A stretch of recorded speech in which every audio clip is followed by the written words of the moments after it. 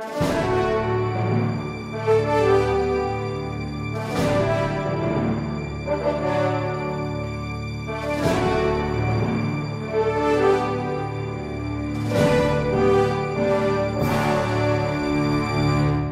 nome do Pai, do Filho e do Espírito Santo.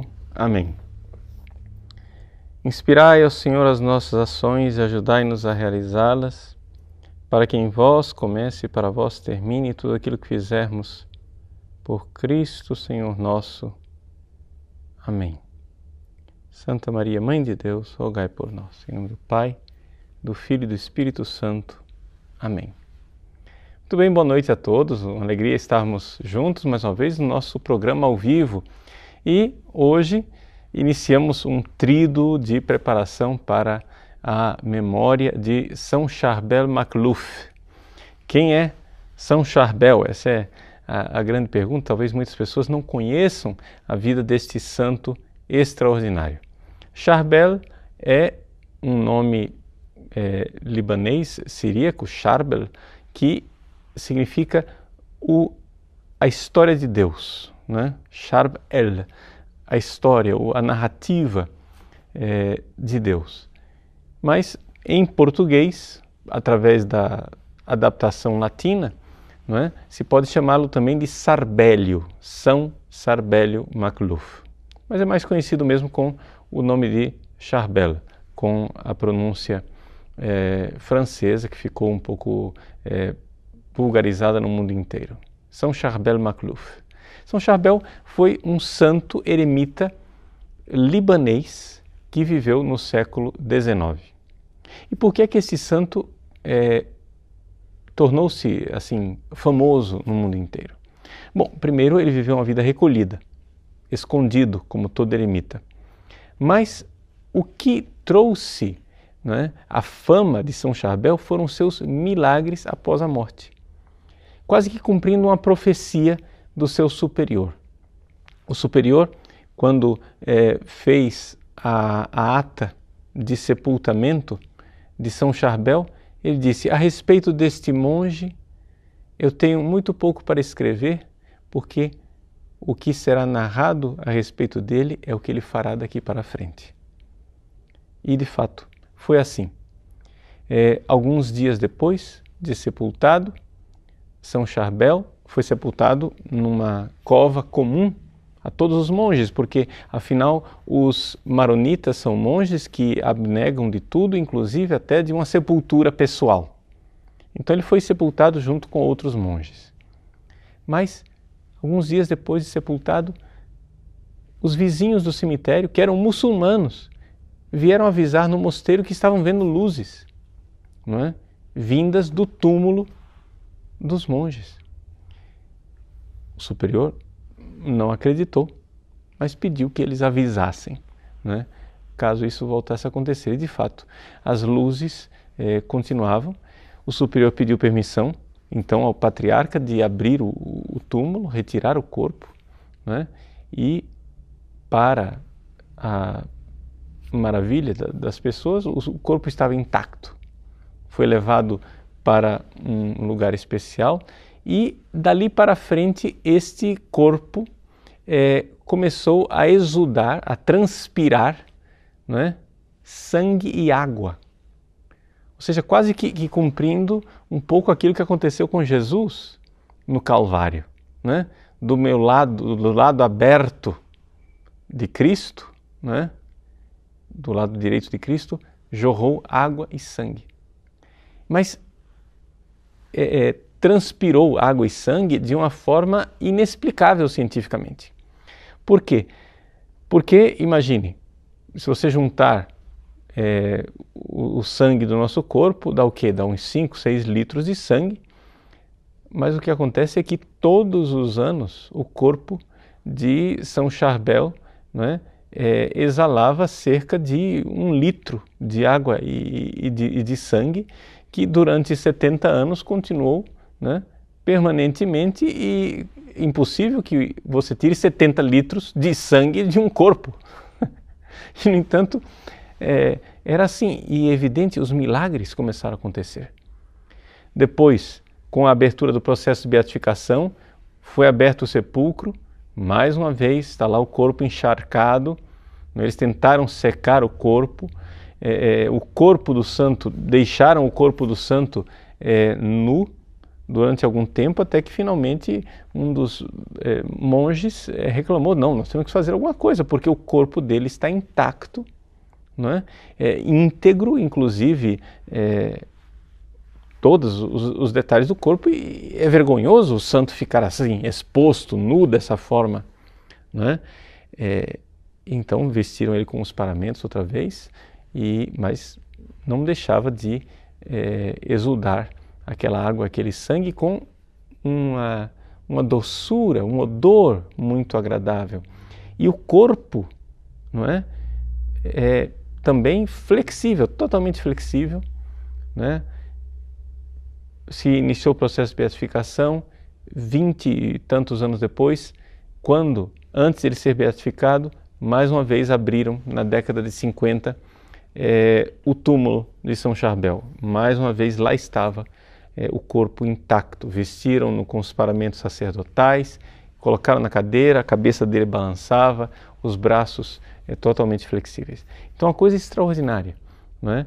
Essa maravilha de Deus, esse corpo, que depois ele foi beatificado ali nos dias de conclusão do Concílio Vaticano II, em 1965, pelo Papa Paulo VI, e depois foi canonizado em 77, também por Paulo VI.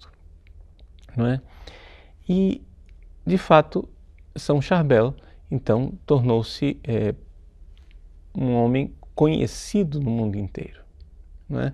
Essa foto que está aí, não é, de São Charbel é uma foto dele morto, do cadáver, do corpo incorrupto, claro que retocada, não é? Porque, é claro, naquela época, as dificuldades, não é, de cinematografia e de fotografia também, num mosteiro perdido no norte do Líbano, não era a coisa mais fácil de se obter. Mas, enfim, aqui então começamos pelo fim, começamos pela morte. E foi exatamente pelos milagres extraordinários e pela morte que São Charbel chamou a atenção sobre si, ele que viveu a vida escondido no mosteiro. Então, quem era Charbel Macluf? Ele nasceu em 1828. O nome dele de batismo era José Antônio Macluf, Youssef Anton Macluf. E ele era o quinto filho. Os pais tinham 2 casais de filhos. O pai dele morreu logo cedo, porque ele foi forçado pelos soldados otomanos a prestar um serviço. Ele não estava bem de saúde, morreu de exaustão. E o filho, então, cresceu órfão. Foi criado por um tio, a mãe se casou, não é? Depois com um sacerdote. No Oriente, vocês sabem, não é? Os padres, pode haver padres que são casados, não é? Então a mãe dele se casou outra vez e o novo, né, o padrasto dele, então, foi ordenado sacerdote, foi o pároco da aldeia deles. Mas o pequeno José, desde cedo, tinha uma vida mística extraordinária. Ele tinha que cuidar das ovelhas, do pequeno rebanho da família, e cuidava das ovelhas, mas deixava as ovelhas lá. Nunca nenhuma ovelha se perdeu, milagrosamente, porque ele passava o seu tempo numa gruta. Gruta essa que ainda hoje está lá, é chamada de a Gruta do Santo. Desde aquela época, ele criança, né, os seus colegas, por chacota, por escárnio, chamavam ele de santo e apelidavam aquela caverna lá de Gruta do Santo, né? Mas aqui tornou-se a chacota, tornou-se verdade, que ele realmente se tornou santo. Alimentou no coração dele que queria ser monge. É evidente que a família não aceitava essa ideia, a mãe muito apegada a ele, o tio que o criou precisava da força braçal dele para trabalhar, mas ele, decidido, tinha 2 tios que eram sacerdotes, decidiu que então seria monge mesmo assim. E com 23 anos de idade saiu de casa, escondido. Uma bela noite, saiu e foi embora. Chegou no mosteiro, ali ele se dedicou, fez o seu primeiro ano de noviciado, mas o mosteiro no qual ele se encontrava era um mosteiro que ainda tinha muito contato com os camponeses da região. Naquela época, o Líbano, dos produtos que o Líbano exportava era a seda. Então, os monges trabalhavam ali, pegavam as folhas e cascas da moreira para dar de comer às lagartinhas, lá, os bichinhos da seda, não é? E os camponeses ficavam ali, ajudando nesse processo. Uma menina, uma camponesa, então ficou encantada com a beleza do José, né? Jovem, de 23 anos, 24, e jogou um bichinho de seda nele. Ele baixou os olhos, não quis dar bola para ela. Ela jogou um segundo. Ele se retirou. Naquela noite ele resolveu fugir daquele mosteiro, porque aquele mosteiro estava atrapalhando ele, sendo para ele tentação, né, a castidade. E então foi para um outro mosteiro, por isso foi considerado desertor nesse mosteiro original, mas depois ele explicou lá para o abade do mosteiro para onde ele foi, e ele foi aceito no 2º ano de noviciado. Nesse 2º ano de noviciado, a mãe do então irmão Charbel, porque já tinha mudado o seu nome de José para Charbel, a mãe foi visitá-lo, né? A Brigitte era o nome da mãe dele.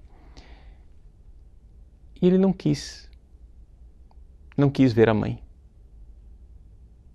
Para nós pode parecer terrível isso, né? Uma coisa cruel. Imagina um santo que não quis ver a mãe. Mas nós estamos aqui diante de uma escolha de vida radical. Ou seja, ele escolheu a vida monástica reclusa, não é?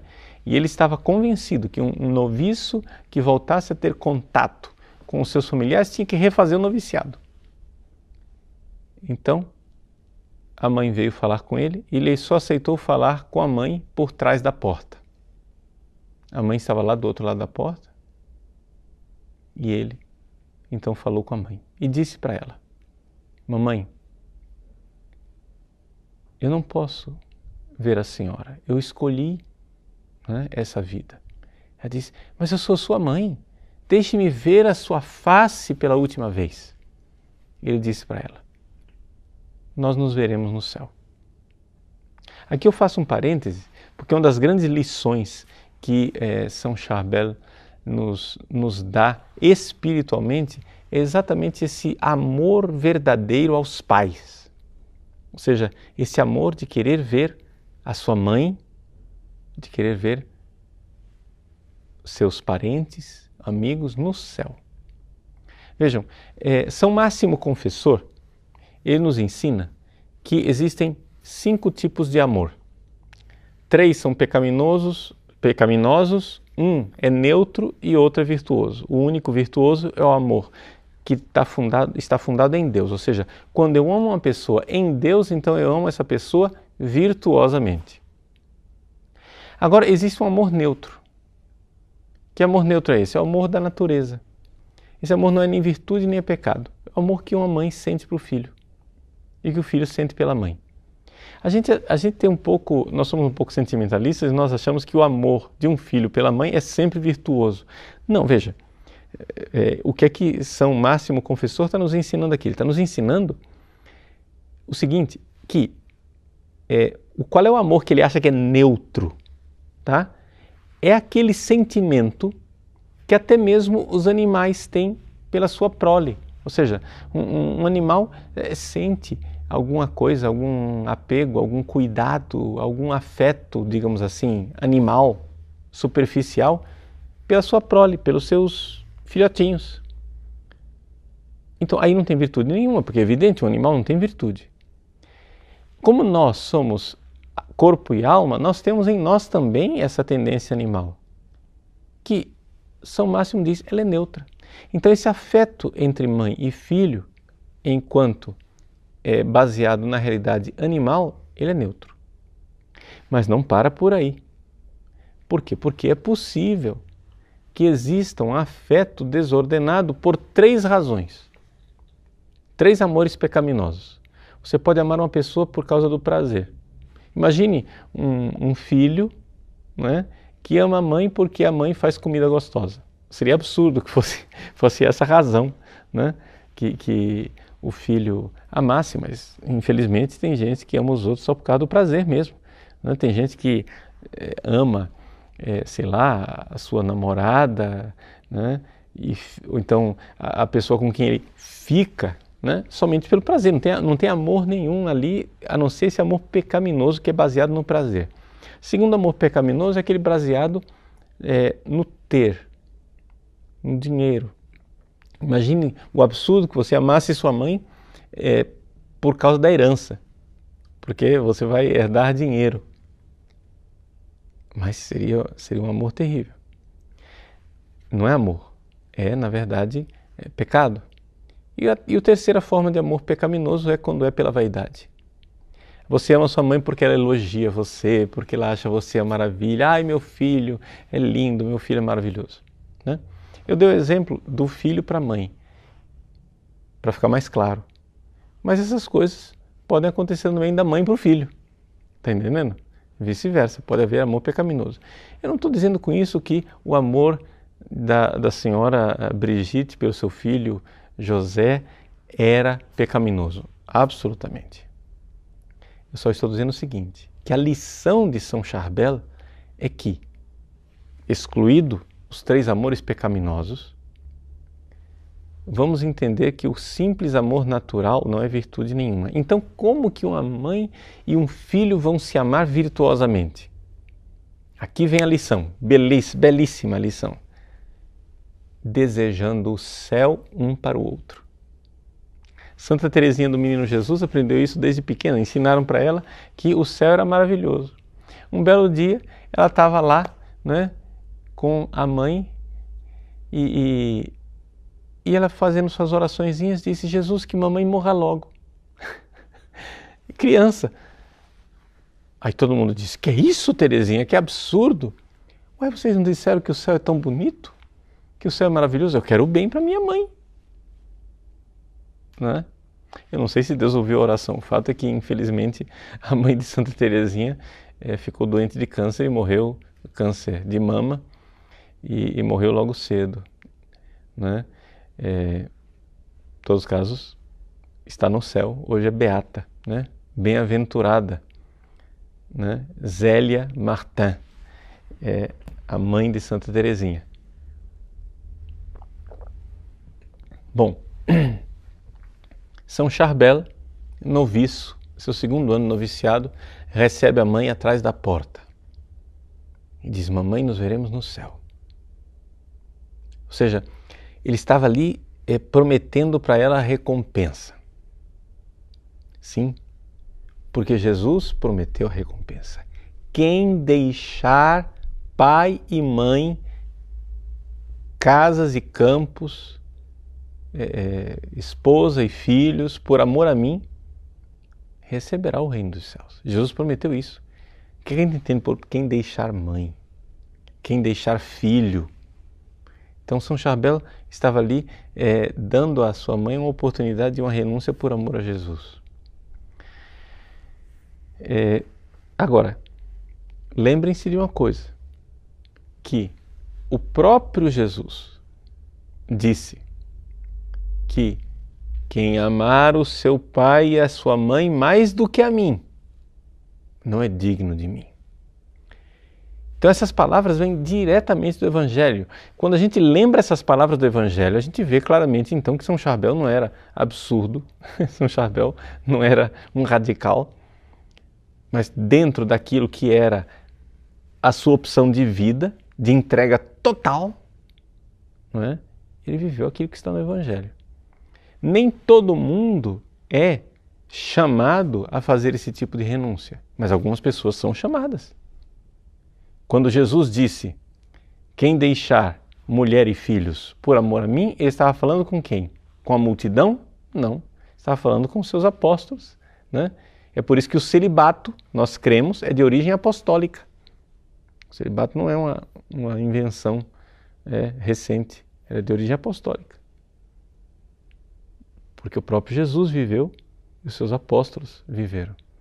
Então o celibato não é somente a renúncia de mulher e filhos, é também a renúncia de pai e de mãe, de casas e campos. Tudo isso faz parte dessa consagração e a vida religiosa, os votos de pobreza, obediência e castidade que São Charbel viveu extraordinariamente.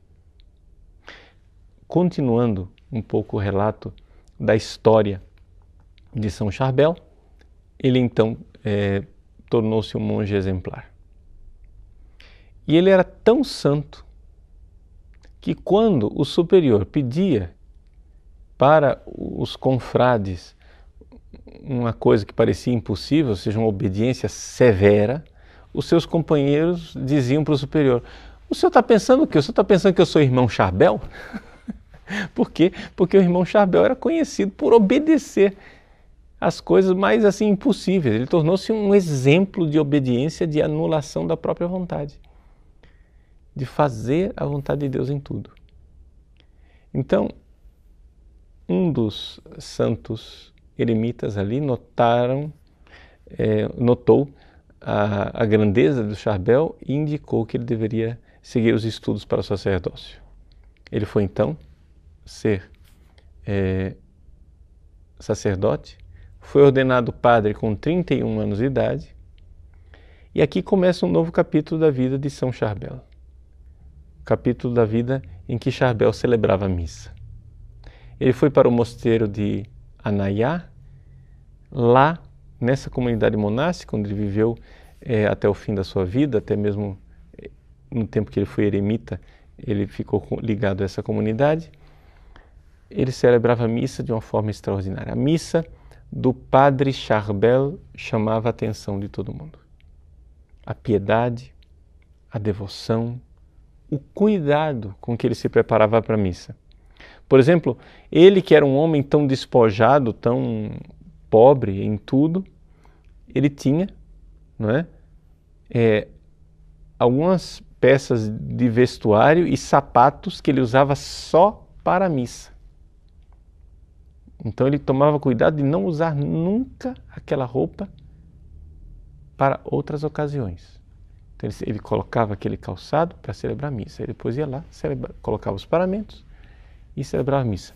Ele cuidava de forma extremada, por exemplo, de lavar as mãos, né, antes da missa, de enxugar as mãos com a toalha, e aquele sabonete e aquela toalha que ele usava para se lavar para a missa, ele não usava para mais nada. E celebrava a missa com grande devoção. Todo mundo, quem ajudava a missa dele, os coroinhas, né, os outros monges que ajudavam a missa dele, diz que realmente o rosto dele ficava luminoso quando ele fazia a consagração, ou seja, resplandecia o olhar dele. E várias vezes ele foi visto chorando durante as palavras da consagração. Aconteceu até um episódio interessante que uma pessoa um coroinha, um acólito que eu acompanhava na missa, quando eu falo coroinha aqui, é acólito, né? Ou seja, era um monge junto com ele. O monge que o acolitava viu que durante a consagração caiu, né, caíram lágrimas no corporal. Ele continuou a missa, comungou. Quando terminou a missa, ele foi limpar o corporal, ele viu aquelas manchas de lágrimas no corporal e ficou perplexo, pensando que tinha deixado cair o preciosíssimo sangue. o acólito então disse: não, padre, não se preocupe, foram suas lágrimas. Mas ele mesmo assim foi compungido, se apresentou ao superior com o corporal pedindo perdão, né? Preocupado com aquilo. Então, grande zelo pela Eucaristia, não é? Diante disso, ele viveu durante, então, muitos anos na comunidade monástica, mas não pensem que ele era padre de paróquia, não, ele era monge. E ele fazia os trabalhos mais humildes, né? Fazia pão, carregava uva das vinhas que eram cultivadas pelos monges, trabalhava ali na agricultura, etc. Fazia os trabalhos mais humildes. Mas ele tinha um desejo no seu coração. E o desejo que ele tinha no coração era de ser eremita. Eremita quer dizer o quê? É um monge que não vive em comunidade, mas vive num eremitério, afastado, só dedicado a Deus. E nesse eremita, queria ser, né, eremita, queria ir para um eremitério. E pediu ao padre geral da ordem que ele pudesse. E o padre geral não deu importância àquele pedido.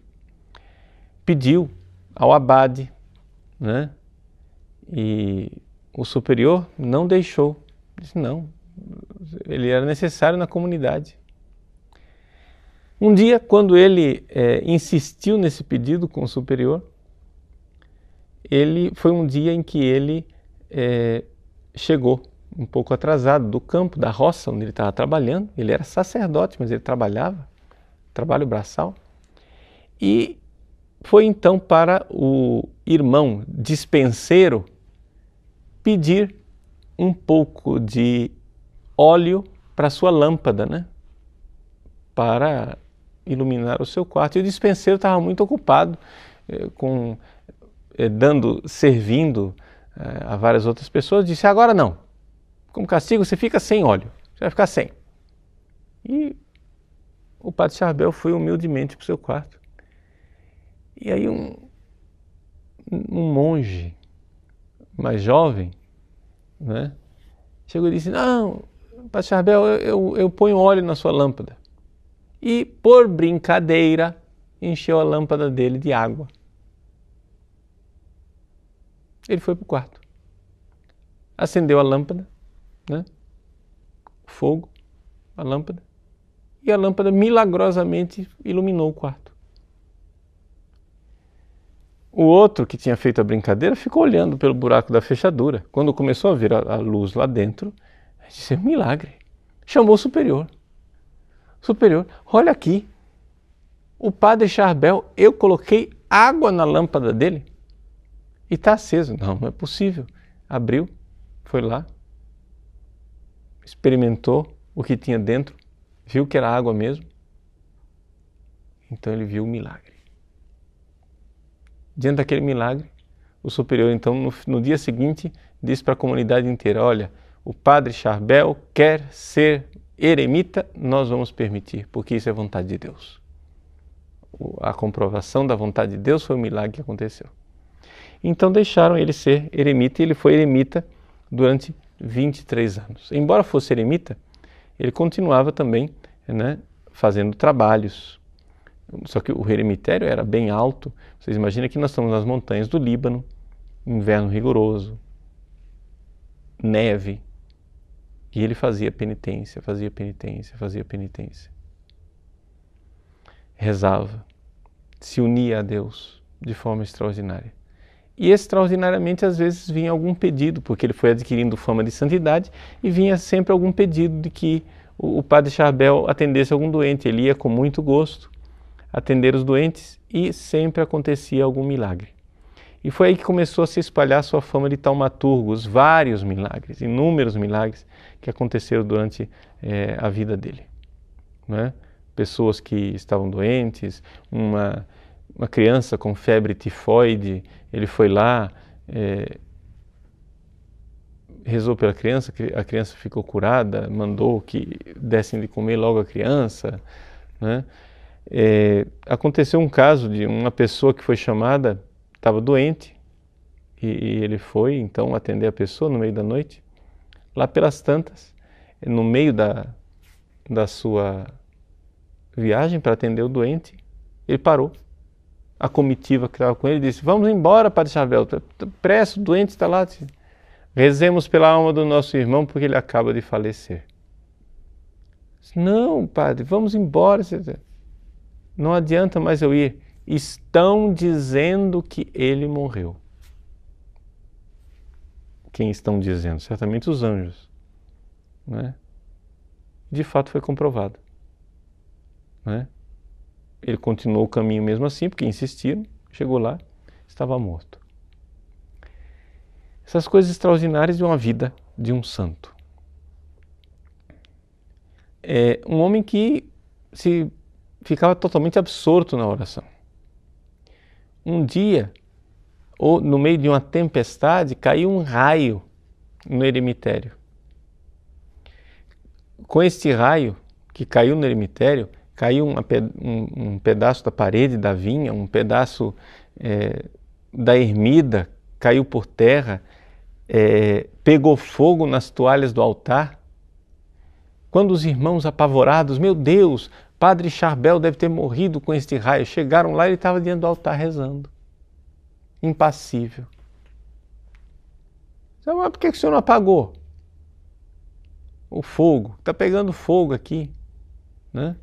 Ele estava em outro lugar, não estava lá. Não viu nada, não viu raio, não viu fogo, não viu nada. Né? Esses santos de sétima morada, né? Esses santos que alcançam uma santidade enorme. A morte de São Charbel foi também bonita. Ele várias vezes antes de morrer, ele passou mal durante a missa. Várias vezes. Isso aconteceu durante várias vezes. Ele celebrava a missa, né? Quando levantava a hóstia, não sei o que acontecia, ele ficava lá estático, parado, etc. E tal. Os irmãos viam que ele não estava bem, etc. Tirava a hóstia da mão dele, o cálice da mão dele, etc. Tal. Senta um pouquinho. Aí depois ele se refazia, voltava a celebrar a missa, celebrava a missa outra vez. Isso aconteceu umas 2 ou 3 vezes. Até que finalmente no dia 16 de dezembro de 1898, ele celebrando missa, passou mal de forma definitiva, ou seja, já tinha feito a consagração. Os irmãos o socorreram, tiraram a hóstia e o cálice da mão dele e ele ficou ali, né, até o dia 24 de dezembro, agonizando. Ele faleceu na vigília de Natal. E um tempo terrível, tempestade, neve, coisa terrível. E ele agonizando. Durante a agonia dele, quando ele recobrava a lucidez, várias vezes ele dizia: eu quero terminar a Santa Missa. E celebrava e dizia partes das orações da missa. E invocava o nome de Jesus, de Maria e de José. E invocava o nome de São Pedro e de São Paulo, que eram os patronos do eremitério dele. Aquela agonia prolongada durante vários dias, até que na véspera, na vigília de Natal, ele faleceu, né? E foi sepultado no dia de Natal. Nós celebramos, ele faleceu no dia 24 de dezembro. Evidente que marcar a data de um santo, né? 24 de dezembro, você quer dizer não celebrá-lo, né? Porque vai ser vigília de Natal, ninguém celebra. Então, por isso, a festa dele é colocada no dia 24 de julho, e não no dia do falecimento propriamente dito. Essa é a vida extraordinária de São Charbel, São Sarbélio. O que é que nós podemos aprender desta vida para a nossa vida? Assim, nós não somos eremitas, né? Nós não somos monges, mas eu acho que essas duas coisas, a renúncia do mundo e a grande vida espiritual dele, baseada na devoção a Nossa Senhora, a todo momento, rezar o Ângelus, invocar Nossa Senhora, saudação angélica, ele tinha na porta do eremitério dele, né, um ícone de Nossa Senhora. Ele não entrava e não saía sem repetir a saudação angélica para Nossa Senhora. A vida profundamente eucarística. Um grande sacerdote, né? Então essas duas realidades, ou seja, a renúncia da mentalidade mundana que para nós, ou seja, nós não somos monges, mas precisamos saber que isto, ou seja, esses grandes monges, grandes eremitas que renunciaram a tudo, esse desapego radical do mundo nos ensina. Eles são luminosos para nós. Ou seja, eles realizam aquela profecia de Jesus: diante desta geração, brilhais como astros luminosos. São Charbel, ele brilha, né? Ele me leva a um exame de consciência, como é o meu relacionamento. Até mesmo com as coisas boas e santas deste mundo, como por exemplo, o amor à minha mãe, o amor ao meu pai, o amor às minhas irmãs, à minha família. Como é que eu os amo? Eu os amo em Deus verdadeiramente. Eu quero vê-los no céu, eu quero um dia concelebrar junto com a minha família, né? Com os meus sobrinhos, com as pessoas que eu amo. Eu quero estar um dia na glória de Deus celebrando. É isso que eu quero? Ou eu estou procurando um paraísozinho aqui na Terra? Então esse desapego do mundo, essa vontade de viver a alegria do céu. E a segunda coisa, essa devoção já aqui na Terra, este amor por Jesus e por Nossa Senhora, Jesus na Eucaristia, Nossa Senhora, né, como presença. É interessante, os monges maronitas, não é? O coração maronita palpita de devoção a Nossa Senhora, né?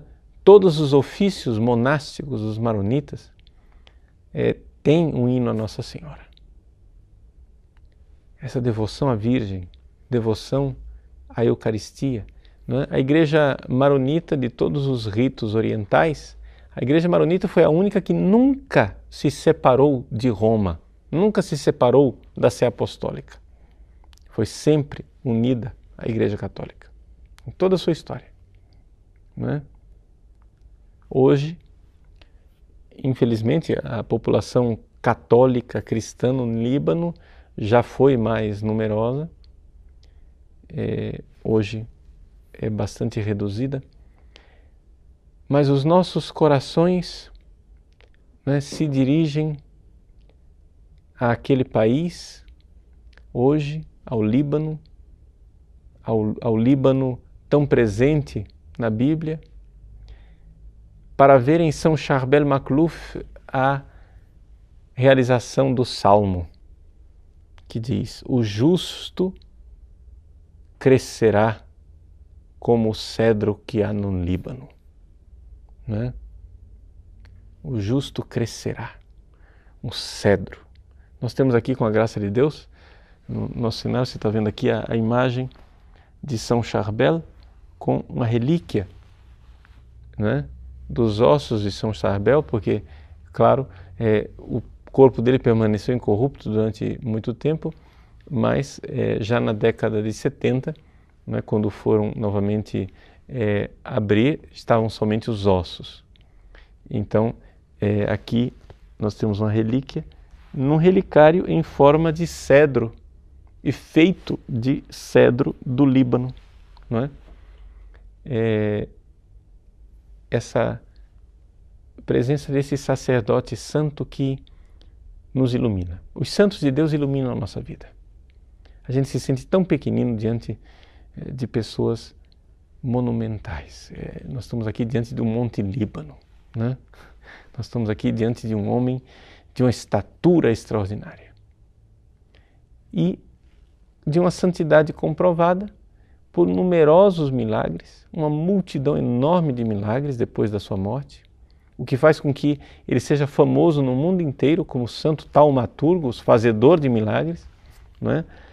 E de uma santidade comprovada cientificamente, digamos assim, por esse fenômeno extraordinário do corpo incorrupto, que foi comprovado por cientistas, médicos, né, que atestaram, né, a incorruptibilidade do seu corpo, que viram que estavam lá, ateus se converteram, muçulmanos, pessoas que presenciaram aquele fato maravilhoso e extraordinário do seu corpo e as curas que vieram, né, daquele líquido que exudava do seu corpo. Então, esses são Charbel, né? Espero que, se você não conhecia, daqui para frente você seja um grande devoto de São Charbel, tá bom? Vamos fazer um pequeno intervalo para dar ocasião para suas perguntas. Devo dizer para vocês que eu não sou um especialista na vida de São Charbel, então pode ser que eu não tenha respostas para algumas perguntas, se forem muito tópicas, né? Aquilo que eu puder responder, né, estou à disposição. Então, 5 minutinhos e a gente volta. Então, nós voltamos aí para responder algumas perguntas, né? Começamos com a pergunta do Brian Santos. Conhece um documentário que conta com provas a vida de São Charbel? Então, veja só, Brian, primeira coisa é para você ler um pouco a vida de São Charbel.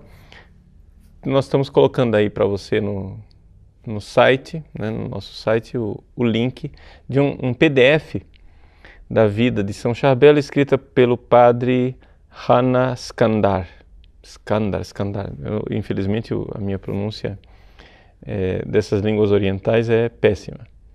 Bom, chama-se Saint Charbel for his contemporaries to our era. São Charbel dos seus contemporâneos à nossa era. São 73 páginas, não é? Onde se apresenta ali um pouco, não é, as realidades da vida, e ele indica, não é, no prefácio, não é, que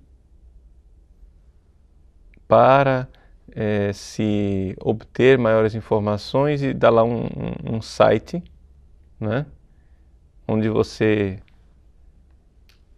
diz lá, se você quer identificar as fontes de informação, né, então tem lá o site www.saintcharbel, com CH, né, .com, tá? E então você tem aí duas fontes, o PDF e esse site.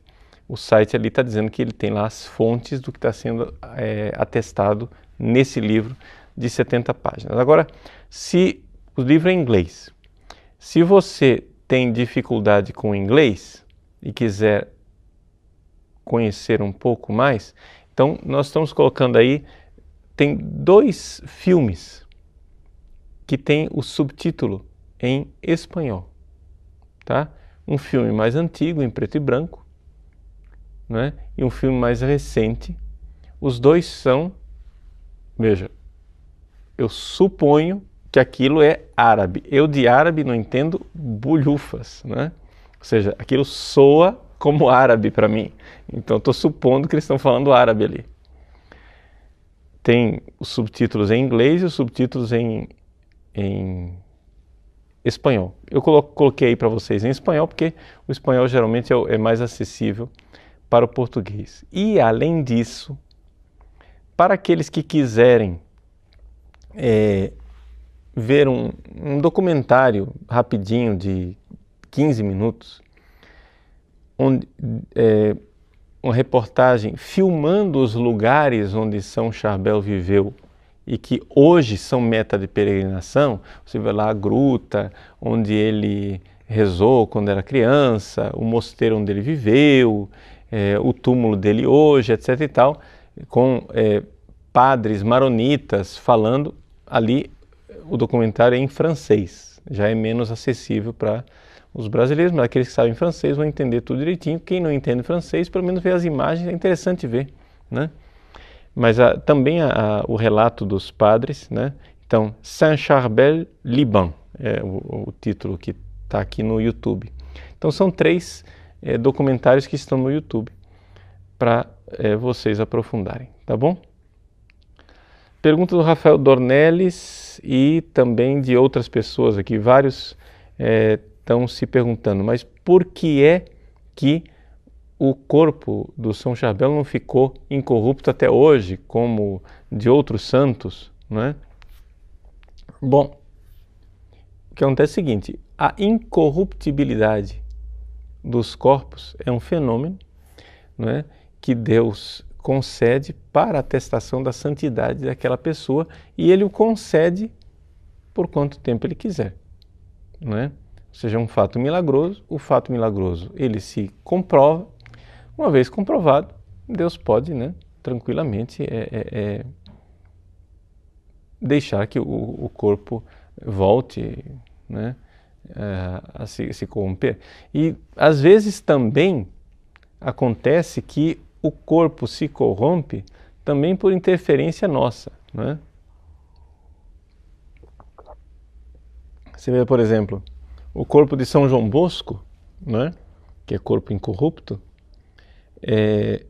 quiseram, lá umas décadas atrás, ficaram preocupadíssimos, né? Porque é um cadáver, é incorrupto, mas é um cadáver. Aquilo lá deve estar cheio de micróbios, etc e tal. E resolveram fazer uma asepsia. Pronto, queimou a pele. Queimou a pele e ficou com a pele toda terrível. Está lá a pele intacta de bebê, como se estivesse dormindo, São João Bosco. Resolveram limpar, fazer uma limpeza. Aí também Deus faz um milagre, mas a nossa inteligência resolve acabar com os milagres de Deus, né? Então eu não sei também se esse negócio de tira do sepulcro, põe, entendeu? Enterra, tira do sepulcro outra vez, enxuga, põe roupa, tira a roupa, enxuga o cadáver do santo, etc e tal. Eu não sei se isso afeta, né?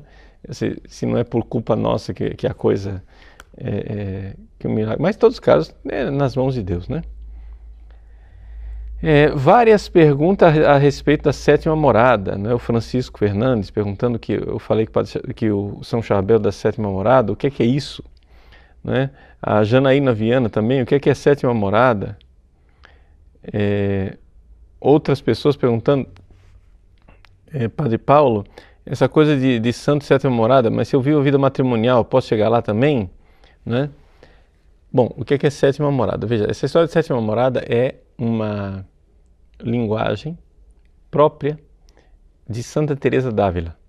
Santa Teresa d'Ávila escreveu um livro chamado Moradas, ou O Castelo Interior, onde ela sistematiza o progresso espiritual pelo qual a pessoa passa nos graus de santidade e divide isso em 7 moradas.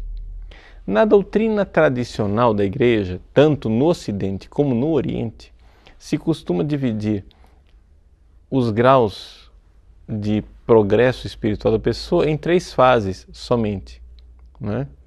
Então, é a fase dos iniciantes, a fase dos progredidos e a fase dos perfeitos. E essas fases são descritas pelos vários santos. São João da Cruz mostrou que a passagem entre essas várias fases significa sempre uma espécie de purificação, ou seja, na primeira fase você entra com a primeira conversão. Na segunda fase você entra com uma purificação chamada noite escura dos sentidos.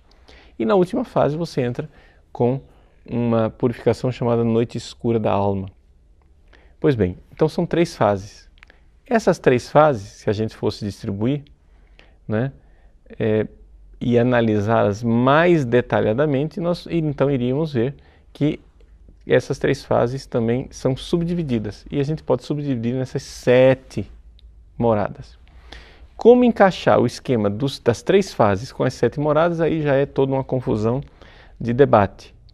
Não é? Eu já estudei várias formas, aquela que me convenceu mais é de que a primeira fase são as 3 primeiras moradas, a segunda fase as moradas 4 e 5 e a última fase 6 e 7. Mas vocês vão encontrar vários livros dizendo várias coisas diferentes. Resumo da conversa, o que é sétima morada? A sétima morada é o máximo grau de santidade que uma pessoa pode alcançar aqui na Terra, onde a inteligência, a vontade, né, as faculdades da alma estão todas entregues a Deus e a pessoa vive constantemente na presença de Deus. É uma pessoa que já não faz nenhuma... não existe mais distinção entre os momentos em que ela está rezando e os momentos que ela não está rezando, porque não tem mais isso, ela reza o tempo todo. Ou seja, ela está na presença de Deus o tempo todo. Embora o seu corpo possa estar padecendo de alguma forma e sofrendo, o interior da alma permanece intacto. É isso que a gente vê naquilo que é a descrição, né, daquilo que foi vivido pelos vários santos. Isso é a sétima morada. Então a pergunta, na vida matrimonial, pode-se alcançar a sétima morada? Sim, é possível alcançar a sétima morada na vida matrimonial. Uma outra pergunta aqui, mas esse nível de santidade é somente para os eleitos? É o Lucas Silva Vieira, né? Somente para quem foi predestinado ou é para todo mundo? Bom, nós, a partir daquilo que é digamos assim, uma reflexão de vários grandes teólogos da vida mística e aquilo que o próprio Concílio Vaticano II nos diz na Constituição Lumen Gentium, no capítulo 5, nós devemos dizer que a santidade é um chamado universal. Todos nós somos chamados à santidade, não é? Agora, por que é que a gente não chega a esse grau de santidade? Bom, aí já é por falta de colaboração nossa. Ou seja, Deus quer, mas nós precisamos ser generosos. Então você compreende aqui que é muito mais árduo e difícil passar por essas purificações na vida matrimonial. Por quê? Porque, de fato, na vida matrimonial você pode estar dividido nas coisas. Ou seja, para você chegar nesse grau de santidade, você deve, então, chegar a um ponto de amar a sua mulher e os seus filhos em Cristo de forma totalizante. Como que se chega a isso? Né?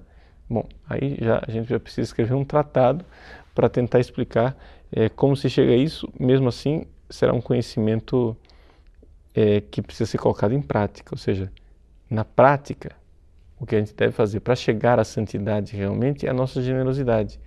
Então, não basta só esse negócio de parar de pecar. Parar de cometer pecados mortais é pouco. Você tem que parar de cometer os pecados veniais, se esforçar no combate dos pecados veniais e, a partir disto, ser generoso na sua vida de oração e de ascese, vivendo, né, para amar e servir Jesus o tempo todo, mesmo nos outros, mesmo na sua esposa, mesmo nos seus filhos. Né? Então, assim, a coisa é exigente para todo mundo, para quem é casado e para quem não é casado. Então, o fato é o seguinte, pode-se chegar à sétima morada no casamento? Pode-se chegar, mas seja no casamento, seja fora do casamento, infelizmente é algo que a gente deve constatar que é raro. Mas não porque Deus queira que seja raro, Ele chama todos, mas é a nossa sem-vergonhice, nossa falta de colaboração, de entrega a Deus. Nós não somos generosos o suficiente, né? O Diego Alencar, Padre Paulo, a igreja aceita hoje uma pessoa ser eremita? Sim, Diego, a igreja aceita. Porém, não é um caminho muito comum. Vou dizer por quê. Assim, o próprio São Basílio, não é? Basílio Magno, grande codificador da vida monástica no Oriente, ele explica isso, que é o seguinte, a vida monástica começou realmente com os monges sendo eremitas, a maioria dos monges, bem no início, era eremita. Aí Pacômio iniciou a vida cenobítica, cenobita, essa palavra difícil, quer dizer o que? A vida em comunidade, né? E então, se começou a ver que o problema dos eremitas que ficavam sozinhos por eles mesmos é que muitos se tornavam santos, mas alguns também enlouqueciam, né? Ou seja, o remédio era forte demais para o doente, resumo, né? Ou seja, nem sempre as pessoas estão preparadas para esse tipo de vida.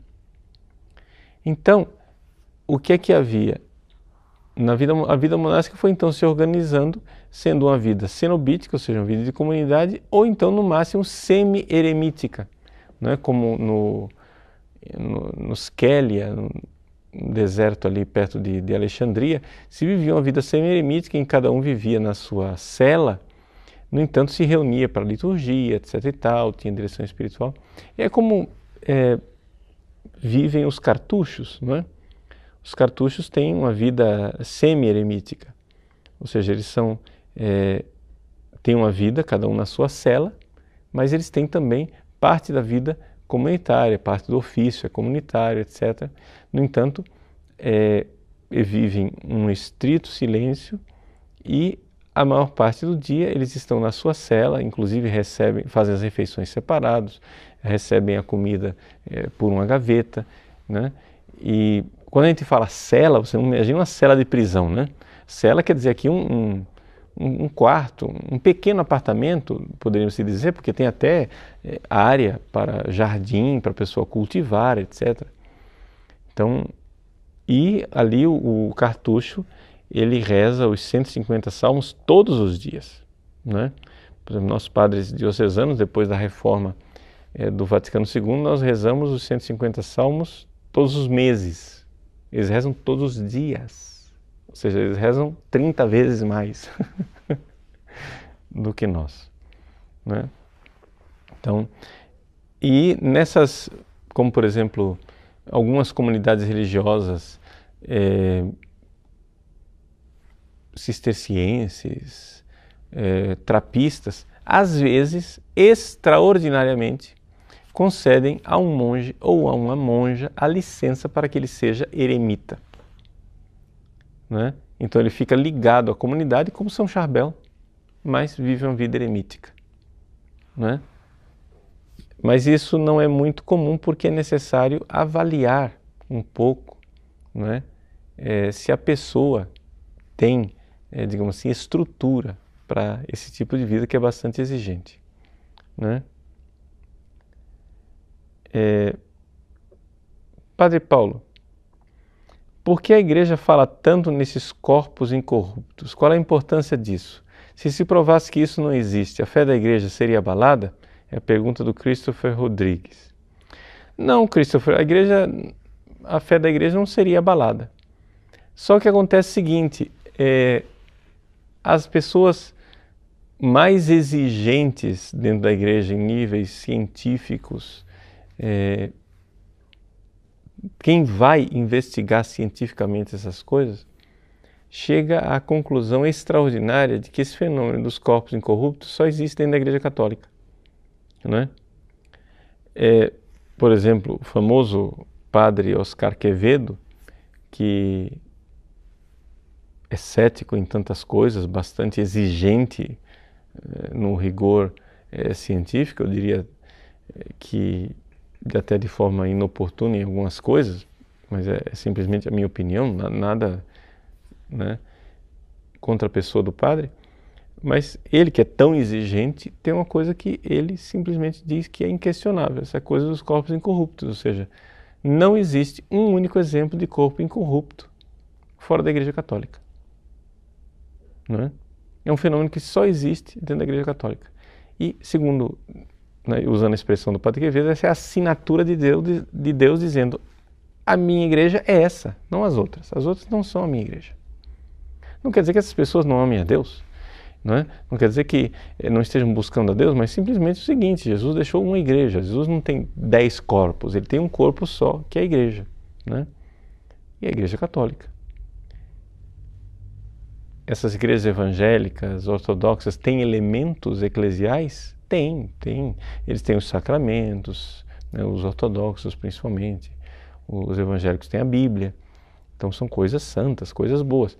Mas não tem toda a substância da Igreja Católica. É por isso que o Concílio Vaticano II diz que, né, a Igreja de Cristo subsiste na Igreja Católica. Quer dizer que a substância está na Igreja Católica. As outras igrejas, elas têm elementos que são ou acidentais ou são pedaços daquilo que foram a substância da igreja.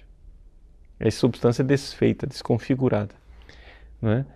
Essa é a verdadeira interpretação do subsistit in, não é? Do Concílio Vaticano II, que tanta gente faz polêmica, dizendo, não, o que é isso? A Igreja Católica, a Igreja de Cristo subsiste na Igreja Católica, quer dizer que todas as outras igrejas também são a Igreja de Cristo. Não, é exatamente o contrário. Exatamente o contrário. E isso pode se comprovar com toda clareza, né, pelo estudo que foi feito pelo padre Karl Becker, que foi nomeado cardeal. Não sei se a gente considera o padre Becker cardeal ou não, porque parece que ele não recebeu a púrpura cardinalícia. Parece que ele renunciou porque estava doente, alguma coisa assim. Não sei. Não sei se... Eu tenho que depois verificar se o padre Becker está na lista dos cardeais ou não. Mas ele foi nomeado cardeal por Bento XVI. O padre Becker, ele fez o trabalho de ir lá nos arquivos do Vaticano II. Todas as reuniões das comissões foram gravadas, né, em fita, né, magnética, aqueles rolos de fita antigamente.